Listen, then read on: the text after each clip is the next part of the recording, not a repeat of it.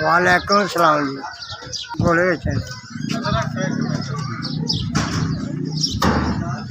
सारी उम्र हो गई है। बच्चे 6 बच्चियाँ हैं, एक बच्चा प्रेस का काम करता। 3 ब्याह ही 3 ब्याह जवाने।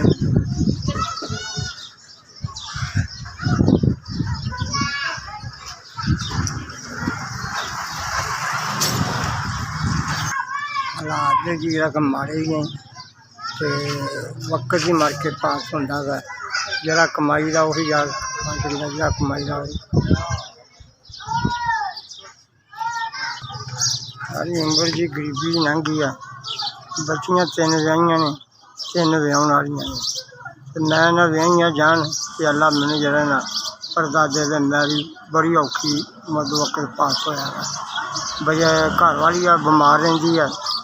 वो दवाई 12 महीने खाती है, 12 महीने दवाई नहीं पूरी होंगी मेरे को तो बस गरीबी के वक्त लंघ जाना।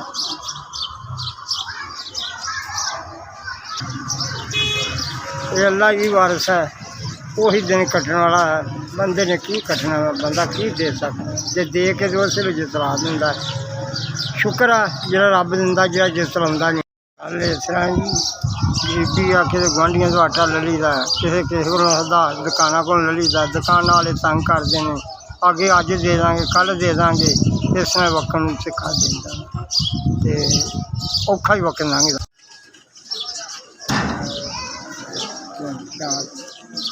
बड़ी मरखदार बड़ी मेहरबानी जी अल्लाह ताला भला जिन्हें भेजिया जी अल्लाह ताला उसकी तंदुरुस्ती बहुता बहुता देवे।